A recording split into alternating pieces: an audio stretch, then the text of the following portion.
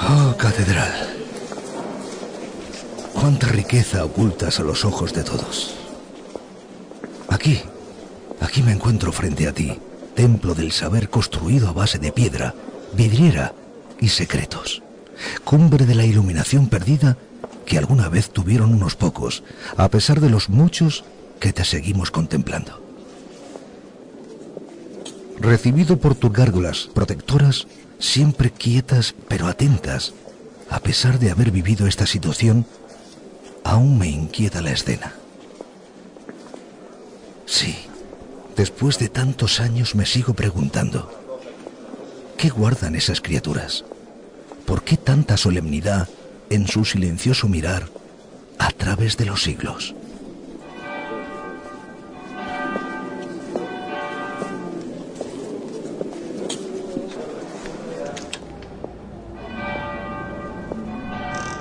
Y me adentro en tu interior al tiempo que replican tus campanas. Otro signo de protección que marca el tiempo a la vez que lo para. Trato de seguir el camino marcado, aquel itinerario que ya nadie sigue, sencillamente porque desconoce sus pasos, y me voy encontrando uno a uno con los diferentes conceptos que iluminan tus secretos mejor guardados. No eres simple refugio para el visitante, ni lugar de culto para quien busca en su fe. No estás aquí para ser simplemente contemplada, y ni siquiera me atrevería a afirmar que toda tu razón de ser aún se conozca por completo. Eres mucho más que todo eso. Todo en ti suma, nada resta. Ni siquiera los muchos años te hacen mella. Qué lejano queda ya en nuestra memoria colectiva cuando hombre y piedra conformaban una dualidad casi divina, casi perfecta.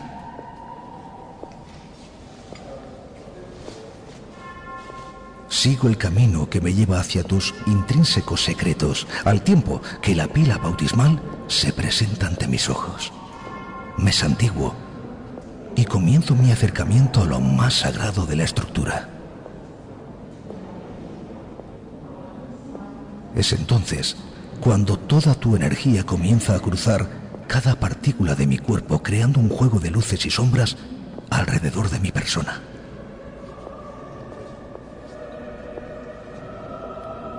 La geometría que visualizo en cada rincón de tus entrañas crea un vínculo matemático entre los seres humanos y Dios. Una vía matemática para revelar a la humanidad los más íntimos secretos del cielo. Pero en nuestro mundo actual, ya hace mucho tiempo que 2 más 2 dejaron de ser 4. A pesar de seguir contando con tan contundentes guías de piedra en los lugares de más poder de nuestras ciudades, ya no contamos con la capacidad de hacernos preguntas, de querer saber más, relegándote a ser solo un bonito monumento. ¡Qué infamia! ¿Cuánto nos estamos perdiendo? Y me despido de ti por el mismo camino que me llevó a tu centro. Como si de un ser viviente se tratara, te miro y deja escapar un sutil gesto en señal de despedida y respeto. Fueron muchos los que en ti no vieron nada y muchos más los que seguirán ese camino desierto. Pero yo, que sé que no conozco todo lo que en ti habita, al menos me siento afortunado de ser consciente de esta limitación, porque me permite practicar un acto sagrado que esta humanidad durmiente poco a poco va olvidando. Y es sencillamente hacerme esa genial que a la vez divina pregunta: ¿por qué? ¿Por qué tanta simbología? ¿Por qué tantos arcanos en las catedrales?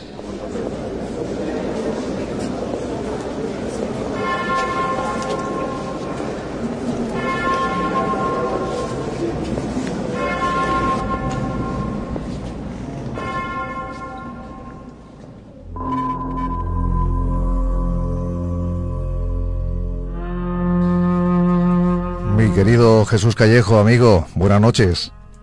¿Qué tal, Javier? Muy buenas noches. Bueno, un placer estar contigo. Y un placer también para nosotros, y particularmente quien te habla.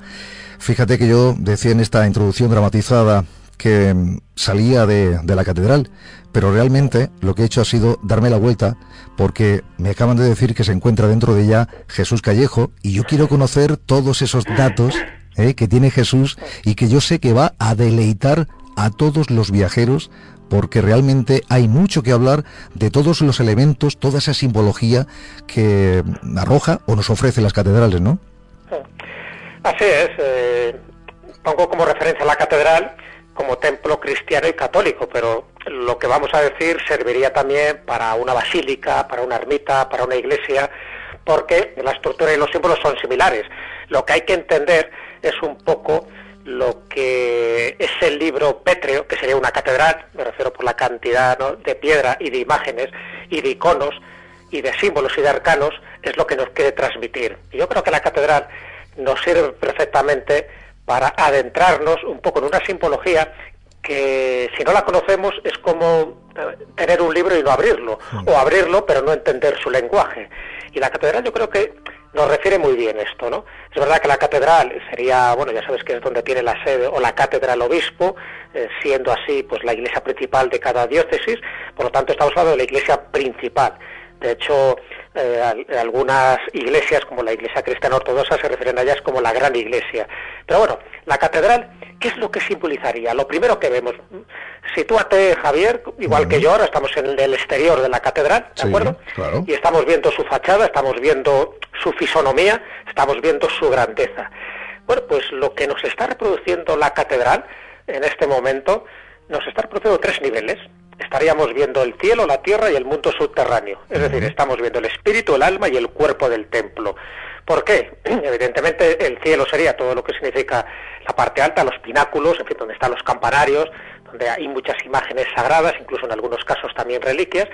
La tierra sería toda la parte visual, más horizontal, y que es por donde vamos a entrar ahora, y el mundo subterráneo estaría la cripta, el lugar de la oscuridad, pero la oscuridad no como algo maléfico, no, sino sencillamente como esa transmutación que se debe de producir en el ser humano, porque una de las cosas importantes que tiene una catedral, desde mi punto de vista, es que en una catedral se produce la transmutación de lo profano en lo sagrado. Es decir, tú entras allí como un hombre desconocedor de los conocimientos más profundos y de la espiritualidad, y cuando estás en la catedral, si sabes practicar los ritos y sabes descifrar los arcanos, poco a poco te vas espiritualizando, que es un poco lo que se pretendía con una catedral, y eso es algo que creo que debe quedar muy claro. La catedral transmuta al hombre profano, le transmuta en sagrado.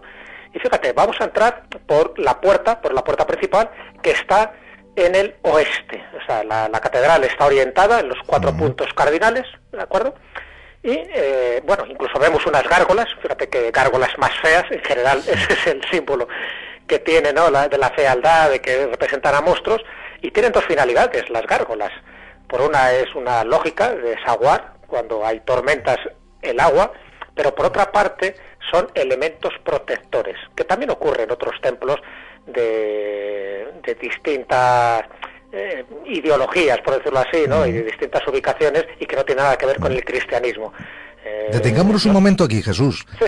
Hablando de las gárgolas, porque, bueno, al margen hay algo para mí importante. Acabas de decir que acabamos de entrar en la catedral.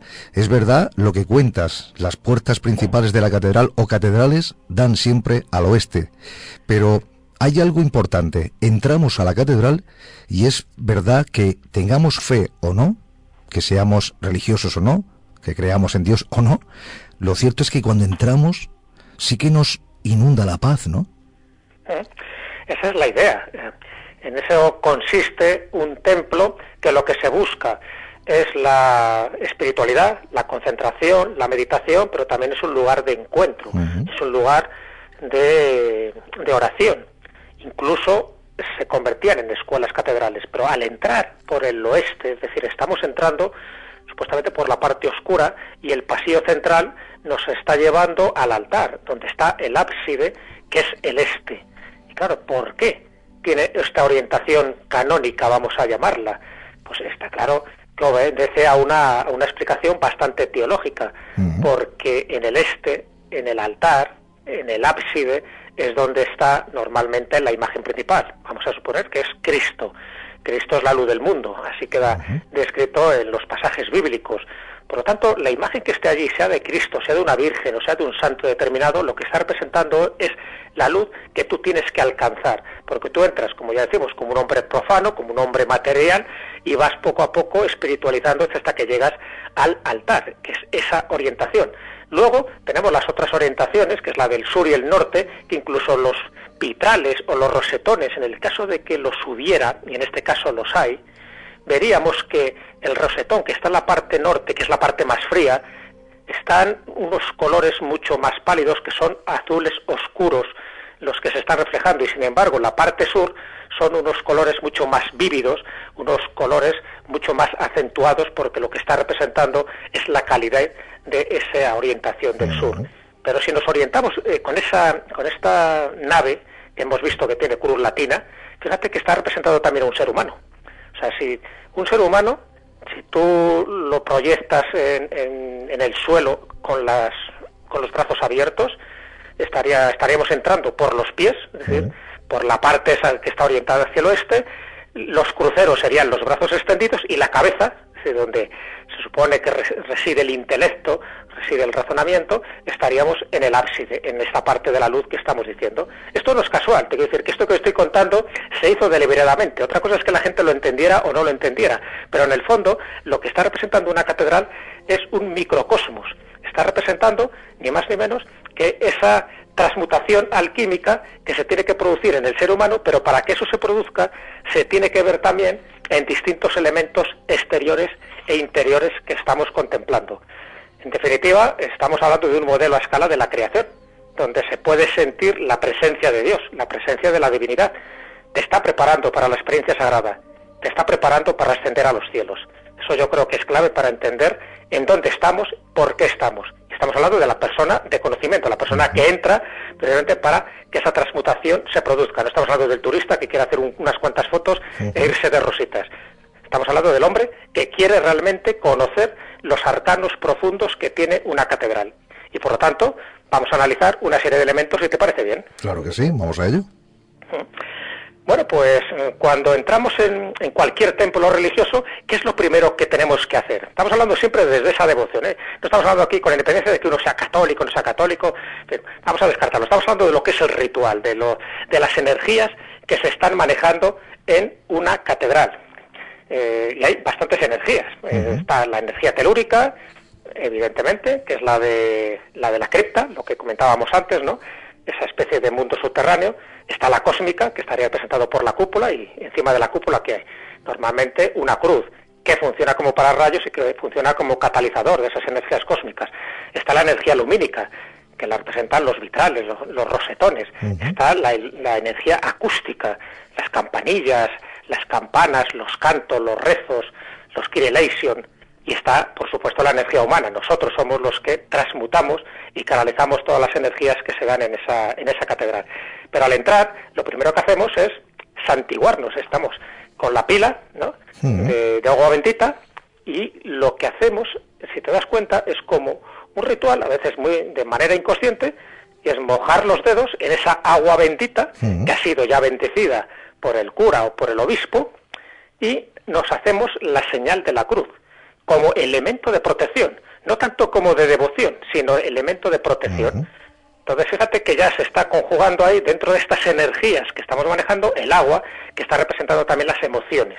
Entonces, una vez que haces ese ritual de santiguarte, aunque lo hacemos de forma inconsciente, pero es un ritual, en definitiva, proseguimos. ¿Es por esa razón, Jesús, es por esa razón que esas pilas con agua bendita se encuentran al principio del templo, porque es ahí donde debes de estar protegido? Claro, exactamente, exactamente. Está siempre al inicio, o sea, claro. La pila para que tú te santigues no está en el altar, evidentemente. Esa es la finalidad. ¿Por qué? Porque tú te tienes que purificar. Fíjate en las mezquitas.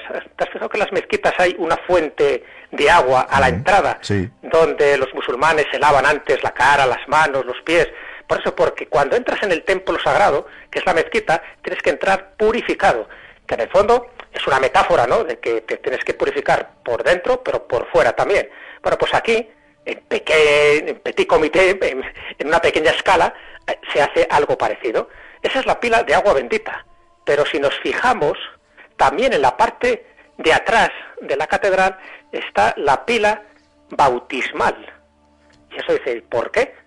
Incluso antes, muchas veces estaba fuera, estaba en el atrio, no estaba en el interior, porque la pila bautismal sirve para hacer un ritual también. Es uno de los sacramentos, que es el bautismo. Es decir, el neocatecúmeno, cuando se produce ese ritual del bautismo, se convierte en católico. Pero hasta que tú no eres católico, es decir, hasta que no eres una persona, vamos a llamarla fiel a los principios teológicos y cristianos, tú tienes que estar fuera. Tú todavía no se te permite la entrada. Entonces, antiguamente esas pilas estaban fuera, las pilas bautismales, luego se dejaron dentro porque, bueno, pues las inclemencias del tiempo y por razones estratégicas convendría que estuviera más en el interior, pero no en cualquier parte del interior, casi siempre es una especie de sala añadida cuando entramos. O sea, tú entras en la catedral y verás que a la derecha normalmente está el agua bendita para santiguarte, y en un lateral, en una especie de anexo, de capilla, hay esa gran pila que muchas veces son medievales, son obras artísticas porque están labradas, y esas son las pilas bautismales. Y cuando te bautizabas ya dejabas de ser ese catecúmeno, ya entrabas por derecho propio en la comunidad cristiana y estabas ya con todos los parabienes, bendecido. Fíjate el miedo que existía antes cuando un niño no bautizado se moría, porque se pensaban que iban al infierno. Luego se inventaron lo del limbo, que por cierto ahora lo ha quitado. Va sufriendo distintas mutaciones a lo largo del tiempo, ¿no? Pero en esa mentalidad católica y muchas veces fanática, el niño había que bautizarle cuanto antes, para que formara parte de esa grey católica y además para que tu alma se salvara en el caso de que murieras. Acuérdate que en aquellas épocas la mortalidad infantil era muy habitual, ¿no? Entonces, bueno, pues ya nos estamos dando cuenta de dos elementos que tienen que ver con el agua, y el agua representa eso, la purificación, y por un lado, el ritual para entrar, para hacernos la señal de la cruz, por la señal de la Santa Cruz, y en el otro, en el caso de los que se quieren bautizar, los niños, lo tienes en ese lateral, en esa especie casi de externalización de la catedral. Y si seguimos avanzando, pues evidentemente vamos encontrando cosas que nos tienen que llamar mucho la atención, sobre todo si conocemos ese simbolismo, porque veremos que hay muchas imágenes religiosas en capillas, ¿ves? Hay muchas capillas, tanto a la derecha como a la izquierda. Estamos en el pasillo central y antes de llegar al transepto, antes de llegar al crucero, estamos viendo que hay muchas capillas, unas dedicadas a unas vírgenes, otras dedicadas a santos.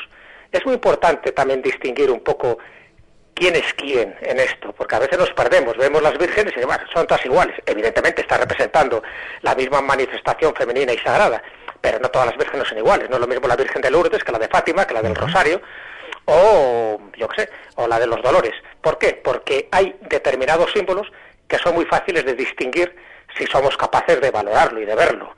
Entonces, bueno, no entraremos en eso porque evidentemente sería bueno tener una imagen para que fuéramos catalogando cada una de las vírgenes en función de sus atuendos. Pero bueno, voy a decir dos casos muy concretos. Dos casos muy concretos, por ejemplo, la Virgen del Rosario. Evidentemente es fácil de identificar. Aquella Virgen que veamos que está con el hábito de los carmelitas y que tiene un rosario en la mano, esa es la Virgen del Rosario, que por cierto es un símbolo también muy, muy femenino. Si el rosario lo extendemos sobre un tapete, veremos que forma el símbolo de Venus. Es un círculo con una cruz al final. Entonces no es casual el rosario que tenga esa forma, que tenga 60 cuentas y que además fuera un regalo virginal. Fue un regalo que se entrega directamente, según la leyenda, directamente por la Virgen a Santo Domingo de Guzmán. Entonces, bueno, son cosas muy curiosas. Y si vemos, por ejemplo, a una Virgen que tiene los brazos extendidos, de los cuales le salen rayos de las manos, es la medalla milagrosa, que también, según la leyenda, tiene que ver con una aparición mariana a una monjita francesa en el siglo XIX y que diseña exactamente esa medalla milagrosa para que todos aquellos que la lleven sean salvos. Igual que pasa con el escapulario también, que es otro de esos elementos que conforman a la iconografía mariana de las vírgenes, pero que son regalos, si hacemos caso a las leyendas, son regalos directamente inspirados o traídos del cielo. Tanto el rosario, el escapulario, como la medalla milagrosa. Y los tres con una finalidad muy concreta. Los tres son herramientas de devoción, herramientas piadosas. En el caso del rosario, una herramienta de oración, pero las tres dicen que consiguen que tu alma se purifique y que en los momentos difíciles, incluso en la muerte, tú salgas bien parado. O sea, o bien salgas de una enfermedad o en la muerte vayas directamente al cielo, siempre y cuando portes esos objetos sagrados, que en el fondo, si te das cuenta, son tres auténticos talismanes. Bueno, vas viendo un poco la importancia de los símbolos y de las imágenes que estamos viendo. Bueno, es impresionante, es impresionante. Yo voy a aprovechar un poquito así, descansas, porque antes también, cuando te he interrumpido, has dado un dato hablando de las gárgolas, y aquí sí me detengo porque, claro, para mí y para muchos, las gárgolas es igual a mal, a demonios, a lo oscuro, y en cambio fíjate que una catedral utilice esto que está más, podríamos decir, más relacionado con el diablo, y sin embargo se utiliza, es decir, para proteger a quién, al mal, pero el mal no está también de nuestra parte o de la parte del mal. Es que es algo un poco raro, ¿no? Sí, llamativo, pues fíjate dónde está la gárgola, está en el exterior, claro, no está en el interior, claro, igual que esos monstruos, esos demonios que aparecen en los templos budistas o en los templos hinduistas, están en el exterior, además con gesto amenazante, con armas. Exacto. ¿Por qué? Claro, porque lo que intentan es proteger el templo, son guardianes de los templos, son guardianes. Las gárgolas hacen su función porque el que sean horrorosas, el que sean feas, precisamente es para mantener esa, vamos a llamarla, esa materialidad, esas bajas vibraciones, esos malos espíritus, mantenerlos fuera del templo sagrado. Sí, sí, pero Jesús, pero fíjate que cualquiera puede pensar, una gárgola, que realmente es lo oscuro, aunque la tengamos de nuestra parte, porque la utilizamos en la parte exterior de una catedral, pero ¿no podría ser que ella, estando del lado del mal, lo que hace es abrir la puerta al mal para que entre en la catedral? Bueno, ¿no? Podría ser una interpretación. Claro. Pero la interpretación simbólica sería esa, ¿no? Es decir, es como que lo semejante atrae a lo semejante. Si tú pones una gárgola, además en los alerones, ¿no? En la parte exterior, pero también en la parte alta de la catedral, lo que hace es que el mal que circunde a esa catedral, porque la catedral debería ser un espacio neutro, más bien un espacio de espiritualidad, de altas energías, de altas vibraciones. De ahí esas 5 energías que te digo que se manejan. Sí. Entonces, lo semejante atrae lo semejante. Lo que hace es que las bajas vibraciones, los malos espíritus, quedan atrapados o quedan atraídos por las gárgolas, por su fealdad, y no llegan a penetrar en el interior. Y te pongo un ejemplo, además, muy significativo, que la gente que haya acudido a esta catedral, a la catedral de Ávila, verá que en la entrada principal, justo en las jambas, es decir, en los laterales de esa entrada, hay 2 hombres salvajes, con sus cachiporras, cada uno. Popularmente les llaman Gog y Magog, pero es popularmente, no quiere decir que así se les llamara en su momento cuando fue construida esta catedral gótica. Que yo no sé si conocerás la de Murcia, que en Murcia también tenemos a esos salvajes o tenantes. Claro, exactamente. Es que hacen esa misma finalidad. Claro. Entonces, los tenantes, vamos, los hombres salvajes, ¿qué está representando? Lo más material, lo más agresivo, lo más primitivo. Y eso es lo que tiene que quedar fuera del templo. Entonces te está indicando en una especie de lenguaje simbólico, pero también como si fuera un catecismo. Recuerda que en aquella época la gente no sabía leer ni escribir. Te está recordando que cuando tú entres en el templo tienes que dejar fuera tu parte profana, tu parte más material, tus bajos instintos, tus bajas pasiones, tiene que quedar fuera. ¿Por qué? Porque si no, no se va a producir esa transmutación espiritual que te contaba al principio, esa transmutación alquímica, porque el templo lo que está buscando es eso. ¿Por qué te encuentras con esa paz, esa serenidad cuando entras en el templo? Ya digo, con independencia de tus creencias, sencillamente tienes un mal día y dices, bueno, venga, voy a aislarme, y entras en una iglesia, en un templo, y dices, joder, qué bien, ¿no? Qué paz, qué sosiego, encima si está tocando el órgano, pues mucho mejor, porque lo que se busca es eso, esa concentración energética entre lo cósmico, lo telúrico, lo lumínico, lo acústico, para que entres en un estado alterado de conciencia, pero difícilmente se va a conseguir esa transmutación, ese estado alterado de conciencia beatífico, si tú entras ya cabreado, con ganas de pegar al que sea, estás ahí rumiando cantidad de improperios. Entonces, eso es lo que te está diciendo estos tenantes, estos hombres salvajes de la Catedral de Ávila y de otros lugares, que lo dejes atrás, esa parte animal, esa parte más primitiva. Bueno, pues las gárgolas lo está haciendo, pero a un nivel mucho más sobrenatural, es decir, lo que quiere que quede fuera son los malos espíritus, los demonios, dentro de esa teología cristiana. Y eso es muy importante tenerlo en cuenta. Y es más, Javier, como guardianes del templo, si vemos los capiteles que están en el exterior, cuando veamos basiliscos, o veamos grifos, o incluso veamos esfinges, que son animales híbridos, tanto los basiliscos como los grifos, como las esfinges, también son animales protectores, o así han sido considerados dentro de la iconografía de los templos románicos, que ya sabes que cada animal tiene un significado. Bueno, pues hay significados de animales reales que tienen un concepto positivo y otros negativos, animales fantásticos, y dentro de los animales fantásticos los hay como guardianes del templo y evidentemente los hay como seres negativos, como seres demoníacos. Ahí están las representaciones de los dragones, de las sirenas, de las arpías, de los centauros.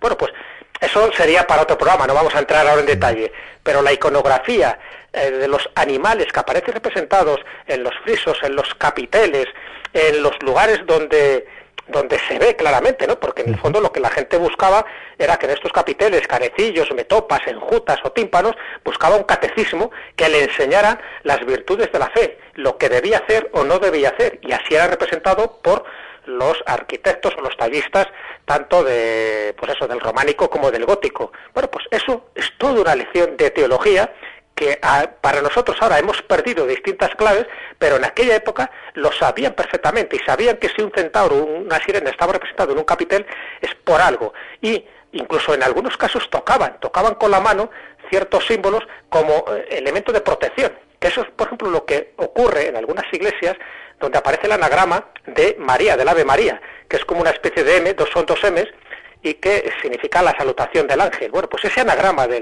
la Virgen María, el Ave María, mucha gente lo toca porque cree que el mero hecho de tocarlo te produce una protección espiritual, y ya puedes entrar en el templo o salir del templo con esa gracia divina. ¿Por qué? Porque estás tocando un símbolo que representa ni más ni menos que a la Virgen María. Qué bueno, qué maravilla lo que nos está contando Jesús Callejo. Está haciendo como de guía de estas catedrales, aunque hoy estamos en una catedral concreta, o sin decir cuál de ellas, aunque sí que has mencionado la de Ávila. Pero, bueno, la verdad que estamos conociendo pues todos esos elementos que verdaderamente vemos en una catedral, pero que no sabemos realmente qué función tienen, ¿no? Y sin embargo, contigo esta noche eso se va desvelando poco a poco, ¿no? Bueno, esa es la idea, y ten en cuenta que estamos haciendo un recorrido muy somero, ¿no? Porque te puedes dar cuenta de que cada elemento nos está transmitiendo un mensaje, un arcano, un símbolo, ¿no? Hemos hablado del agua bendita, hemos hablado de la pila bautismal, pero luego hay palabras que a mucha gente le suenan raras, pero que yo creo que es importante, por lo menos, que las tengan ahí en su inconsciente, porque a veces, cuando tú lo ves, de ese inconsciente salen al consciente y empiezan a tener un significado profundo. O sea, por ejemplo, palabras como el tetramorfos, o un crismón, o la psicostasis, o el agnus dei, ¿no? O la destera domini, todo esto que suena como a chino, dice, bueno, ¿y esto qué es? Es verdad que nos falta mejor la imagen, ¿no? Pero, por ponerte solo un ejemplo, el tetramorfos, que se da sobre todo en iglesias y en catedrales románicas. El tetramorfos es la representación, bueno, está el Pantocrátor, que sería Dios en majestad, cuando está sentado ahí en su trono, y el tetramorfos son los 4 evangelistas que le rodean, San Mateo, San Lucas, San Marcos y San Juan. Y sabes además que cada uno de ellos pues está representado por un animal. El caso, por ejemplo, de San Juan, su animal es el águila. Bueno, pues el águila de San Juan ha estado representado en los escudos de España desde la época de los Reyes Católicos.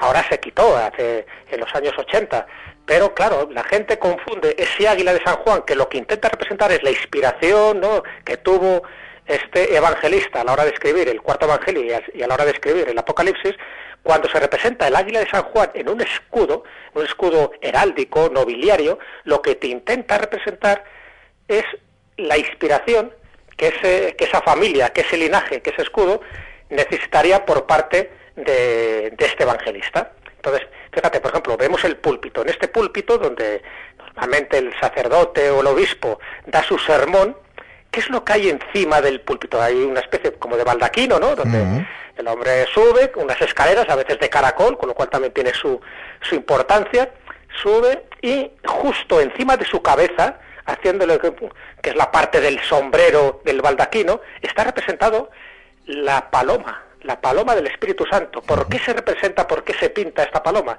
Sencillamente para que le inspire ese sermón, para que esa elocuencia se transmita con fluidez y llegue a los feligreses y les pueda, pues eso, aleccionar las verdades de la fe o las verdades del cristianismo. Ahí está representada. Y a veces, cuando no está la paloma, está representada el águila. Tanto uno como otro son elementos de inspiración divina, de musas, vamos a llamarla, dentro del mundo cristiano.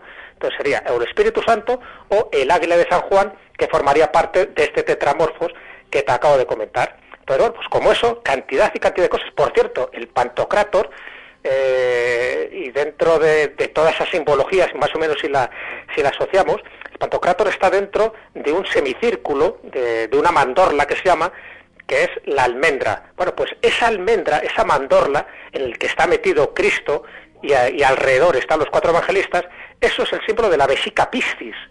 Y la vesica piscis es uno de esos talismanes de la geometría sagrada, muy importante, hasta el punto de que muchísimas de las construcciones están basadas en esa vesica piscis y están basadas en lo que se llama el número áureo, la proporción áurea o la proporción divina.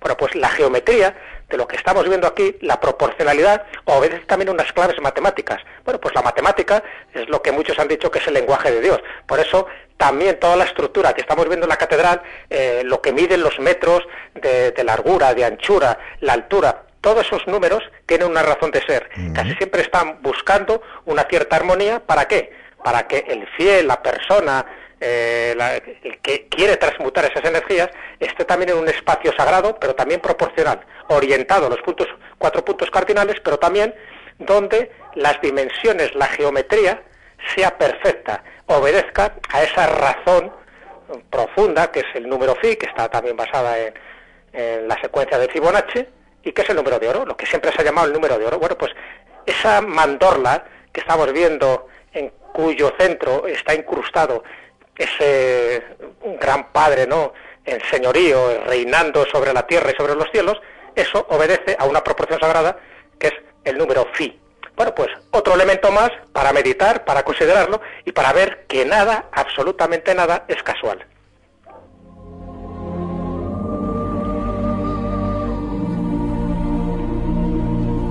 Seguimos en otros mundos, estamos ubicados concretamente, hemos aterrizado en este mundo de claves simbólicas hablando con Jesús Callejo de Arcanos de las Catedrales. No sé si este dato, Jesús, lo tienes, pero sí me gustaría saber tu opinión personal. ¿Es igual, crees tú que es igual entrar a una catedral por el día que por la noche? No, no es igual, porque una de las energías que te he comentado, que es la lumínica, claro, no es lo mismo la luz del sol que la luz de las velas, está claro, ¿no? ¿Pero por qué? Sencillamente porque estamos hablando de una cuestión de vibración. La energía es todo.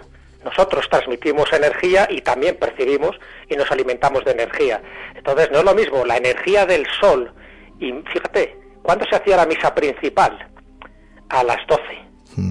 Pero a las 12 hora solar, es decir, justo cuando el sol está en el cenit y entran los rayos de la forma que se quería en ese momento, que entrara por los rosetones, por los vitrales y que iluminara el escenario, porque en el fondo el interior de una catedral es un escenario donde se va a producir un ritual mágico, que es la misa, ¿vale? Pues la luz funciona, y funciona como un detonante poderoso dentro de esos estados alterados de conciencia.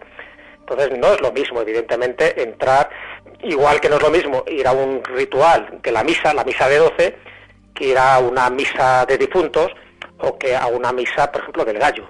¿Entiendes? ¿Por qué? Por lo mismo, porque lo que se está celebrando ahí son cosas distintas dentro de esos mismos rituales de canalización de las energías que los seres humanos, los que participan de esa ceremonia, son los que tienen que canalizarlas, porque en definitiva, sin la presencia humana, todo esto que estamos hablando no tiene ningún sentido. Son los propios humanos los que van a absorber, los que se van a beneficiar de esas energías. Fíjate que antes se colocaban a los hombres y a las mujeres separados. Claro, esto visto así desde nuestra perspectiva, aquí y ahora, en los tiempos que vivimos, bueno, qué discriminación, ¿no? ¿Por qué se separaba a los hombres y a las mujeres? Bueno, desde el punto de vista mágico, tiene su finalidad, porque son los dos puntos, las dos polaridades. La polaridad positiva y la negativa, es como una especie de pila energética. Si estamos enfocando la catedral como una pila energética, donde las luces, los sonidos, lo telúrico, lo cósmico, bueno, pues los olores, todo lo que se percibe ahí, está produciendo un nivel de conciencia, y lo que se busca en una catedral es elevar ese nivel de conciencia. Entonces se colocaban a los hombres y a las mujeres separados, porque para esa transmisión de energía era fundamental, para que se produjera también con esa importancia teológica. Estamos hablando siempre del mundo cristiano, evidentemente, pero con esa importancia teológica. Luego es verdad que se empezó a mezclar y no pasa nada. O sea, te quiero decir que porque haya una parte de esa energía que no se transmuta de la forma que fue prevista en su origen, no pasa nada. También ocurrió con los coros. O sea, las catedrales en su momento tenían el pasillo central totalmente limpio y expedito hasta que llegabas al altar, hasta que llegabas a la sacristía. Sin embargo, luego, pues a partir del siglo XVII se empezaron a construir coros, y esos coros, al construirse justo en esa parte, esa transmisión de energía ya no era lineal. Es decir, es como si tú colocas un obstáculo. Ese obstáculo no estaba previsto en la construcción inicial de la Catedral de Toledo, por ejemplo, o la de Sevilla. Pero, sin embargo, posteriormente, al colocar cosas añadidas, porque no quedaba más remedio, porque la catedral crecía, y bueno, pues decimos, necesitamos aquí un coro de canónigos para que nos canten las aleluyas. Bueno, pues eso también en parte perjudicaba esa transmisión energética que se buscaba en los planos originales de la catedral. Pero bueno, no pasa nada. Lo importante es que al final la unificación de todo eso es lo que hace que se produzca esa especie de sublimación alquímica. Fíjate que en algunas catedrales, como la de Notre Dame, aparecen los medallones donde salen alquimistas, salen magos, salen personas que están manejando objetos que en el fondo están transmitiendo una información. De ahí lo de Fulcanelli, ¿no? Las famosas obras como las Moradas Filosofales o el Misterio de las Catedrales, están manejando objetos que son símbolos sagrados donde se produce esa transmutación. Por eso siempre se ha dicho que en el fondo lo que se produce es esa energía alquímica del ser humano para convertirse en un hombre nuevo. Que en el fondo también, fíjate, como todo está relacionado, es lo que pretenden los masones, las iniciaciones masónicas. La piedra devastada, la piedra que no está tallada, que somos nosotros los seres humanos, hay que pulirla. ¿Y cómo se pule? Pues a través de una serie de iniciaciones, de rituales y sobre todo de concienciación espiritual. Bueno, pues eso es lo que también se busca en ese ámbito dentro del mundo cristiano católico. Si sabemos todo esto, y sabemos, por ejemplo, que la presencia de Dios, de la divinidad, siempre está en esa catedral, pues las cosas cambian. Y tú dices, ¿cómo sabemos que siempre está? ¿Te acuerdas que en el sagrario hay una luz encendida permanentemente? Claro. Eso es, ese es el símbolo. Pero claro, no es en el único lugar donde aparece esa representación, esa luz del sagrario, esa luz eterna, esa luz que está diciendo, Cristo está con nosotros, sino que en las sinagogas existe también una luz permanente que se llama Ner Tamid, que simboliza lo mismo, quiere decir que Yahvé está presente, y siempre es la parte más sagrada, en este caso de la sinagoga, donde está la Torá, donde están las tablas de la ley, donde están las representaciones, evidentemente, de las tablas de la ley, no los originales, pero donde están los elementos más sagrados. ¿Qué elementos más sagrados están cerca de esa luz del sagrario que nos está diciendo que el Santísimo está presente? Cuando hablamos del Santísimo, me refiero a la divinidad que está presente. Están las reliquias. Y si entramos en las reliquias, pues fíjate que las reliquias lo que hace es potenciar una vez más ese tipo de energía, porque una reliquia de un santo, vamos a partir de que sean auténticas, claro, esa reliquia del santo, al estar allí, permanentemente y en el lugar más sagrado, que es el relicario que normalmente está en la sacristía, pues indica que todo eso lo está remarcando con una mayor sacralidad. Y las reliquias, encima, si son de Cristo o de la Virgen, muchísimo más. Fíjate que hay un inventario incluso de reliquias de la Última Cena que tenemos en España. Ya no entró en la veracidad o no, pero si vas a la Catedral de Sevilla nos encontramos con la mesa de la Santa Cena. Si vas a la Catedral de Coria nos encontramos con el mantel de la Última Cena. Si vamos a la Catedral de Valencia nos encontramos con el Santo Grial. Si vas a la Catedral de Oviedo hay restos del pan de la Última Cena, además de la sandalia de San Pedro. Y si vas a la Catedral de Burgo de Osma nos encontramos con la sangre de Cristo. Bueno, todo esto, ya te digo, con independencia de que sea verdad o mentira, ya no entraremos en lo de las reliquias porque ese es un tema muy farragoso, pero lo que hace la reliquia es consagrar aún con más fuerza ese lugar que ya de por sí es sagrado, que ya de por sí tiene un marchamo espiritual. Entonces, todo junto, ves cómo va generando una sensación de espiritualidad, de que ahí estás en presencia de la casa de Dios, que en el fondo es otra de las metáforas que recibe la catedral. La catedral es la casa de Dios. Bueno, pues estás en la casa de Dios, entonces tiene que manifestar de distintas maneras. Bueno, estas son unas cuantas maneras de manifestarse. Pero, Javier, el leitmotiv, el recuerdo permanente es que para que eso nos influya tenemos que saber mirar y además tenemos que saber sentir. Bueno, estamos ya en esa parte final. No hay que olvidar que todos estos templos o catedrales están asentadas en lugares de poder, donde, según parece, se esconden secretos que casi nadie advierte. Y es prácticamente la última pregunta que quiero hacerte, Jesús, y es que todo lo que has dicho, fíjate, porque al final es todo muy complejo.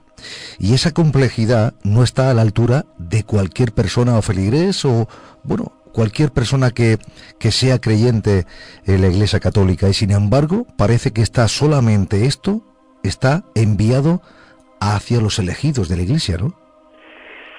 Bueno, más que a los elegidos, es como todo, ya sabes que si es la Iglesia Católica, pues, los católicos dicen que solo son ellos, en fin, los que son portadores de las verdades universales. Si son los anglicanos te dirán lo mismo, si son los luteranos protestantes, y ya no te digo en el Islam y cualquier otra confesión religiosa. Cada uno cree que tiene esa verdad. Cada uno se considera elegido. También es uno de los mecanismos un poco para sentirte alguien especial dentro de esa grey religiosa, ¿no? Tú eres el elegido y por lo tanto se te bautiza y entras a formar parte de los derechos y las obligaciones de esta comunidad. Claro, yo más que nada haría una diferencia entre los que saben y no saben. Es decir, a partir de ahora, por ejemplo, cualquiera de los oyentes que nos esté escuchando, si entra en una catedral y entra con esta base de conocimientos, ya digo, son mínimos, son muy rápido lo que acabo de comentar, empezará a darse cuenta de cosas que antes le pasaban desapercibido. Entonces, una cosa es que tú vayas a un templo religioso y hagas una serie de rituales de forma casi autónoma y automática y como si fueras un robot y sales, bueno, ¿qué has hecho? Pues no sé, lo de siempre. Y otras hacerlo de forma consciente. Y la única forma de hacerlo consciente y que además esas energías, esa transmutación se produzca de una forma palpable es sabiendo lo que estás viendo, lo que estás tocando o lo que estás sintiendo. Entonces el conocimiento para mí me parece fundamental. Los elegidos son realmente los que están sobre el secreto, por eso son los iniciados. No todo el mundo quedaba iniciado, solo aquellas personas que eran merecedoras de ello, pero no porque nacieran en una familia mejor o peor, sino sencillamente aquellos que tenían la capacidad de comprender estas claves, estos arcanos. Pues yo creo que eso es la diferencia. Tú puedes ser católico, protestante, musulmán, judío y hacer todos los rituales precisos los viernes, los sábados o los domingos, según cuando te toque hacer esas ceremonias y no enterarte de la misa a la media. Sin embargo, si lo haces de forma consciente, si lo haces alimentándote de esas energías que sabes que se manejan en los momentos claves, y no hace falta que sea en una misa, sencillamente puede ser un día donde no hay ningún tipo de ceremonia, solo el hecho de estar allí, de saber perfectamente que la catedral está ubicada en un lugar de poder, que está orientada de una forma determinada, que las luces, los sonidos, todo lo que tú estás percibiendo tiene una finalidad y que te están creando un estado expandido de conciencia, solo con eso la catedral está cumpliendo su función. La catedral, la sinagoga o la mezquita o lo que tú quieras. Pero yo creo que es importante darnos cuenta de esa diferencia. Tener conocimiento o no tener conocimiento. Ser consciente o no ser consciente de lo que estamos percibiendo. Este tipo de datos, de pequeña información, creo que nos pone en consonancia que el símbolo es aquello que nos une. ¿Con qué nos une? Con la esencia, con la divinidad, de cualquier manera que la podamos entender. Y la divinidad no solo anida en una catedral o en un templo religioso, anida en muchos más lugares. Pero para percibirlo, para sentirlo, tienes que conectarte con el simbolismo. Y el simbolismo, ya digo, es el lenguaje universal que nos une con aquello que es más sagrado. Y lo que es más sagrado es sencillamente nuestra percepción de esa luz, de esa energía y de esa transmutación energética en la que todos estamos implicados. Unos de una manera más consciente, otros de una manera más inconsciente. Aunque hecho que estamos en la parte final, me gustaría, Jesús, pero muy brevemente, por favor, que me gustaría que todos supieran el por qué una catedral bien está consagrada a Cristo o a una Virgen, el por qué. Bueno, es curioso, sí, porque solo el hecho ese, y te lo digo muy rápidamente, lo mismo pasa en una catedral que una iglesia. Vemos que hay catedrales que están dedicadas a una entidad masculina, por ejemplo, la de Ávila está dedicada a Cristo Salvador, y si vas a la de Málaga, por ejemplo, la Manquita está bajo la advocación de la Encarnación, ¿no? O la de Toledo a Santa María. El hecho de que esté consagrada a una entidad masculina o femenina, para mí, te tengo que decir, y para la tradición sagrada, para la tradición hermética, nos está indicando el tipo de energía que se maneja en su interior. O sea, ese mero dato ya nos está diciendo si la energía que se va a canalizar ahí es de signo masculino o de signo femenino, porque no se daba el nombre a la catedral porque sí. Es verdad que del siglo XIII, sobre todo con la influencia de los cistercienses y de los templarios, se empieza a dar muchas más advocaciones a la Virgen María porque se la da la importancia que se merece. Pero el que nos fijemos en una catedral o en otra, en su nombre, solo el mero nombre, nos está indicando el tipo de energía que se está manejando a partir de ese momento. Y si eso queda complementado pues con la cantidad de iconografía, de santos, de vírgenes, de beatas, de lo que encontremos dentro, veremos que en las catedrales de advocación masculina hay más elementos masculinos, en las catedrales bajo la advocación femenina de una virgen hay más elementos femeninos. Todo eso, una vez más, no es casual.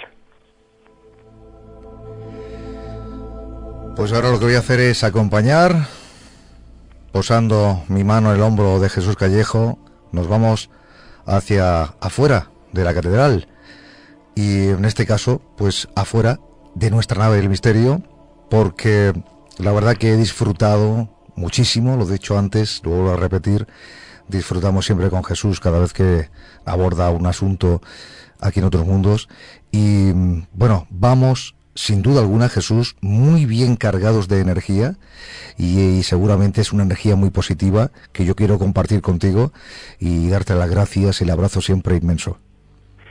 Pues nada, las gracias te las doy a ti porque ha sido todo un placer el poder compartir estos conocimientos y el disfrutarlo. Y sí, ya sabes que al final el conocimiento nos hará libres. Claro que sí. Fuerte abrazo, mi amigo. Muchas gracias, querido.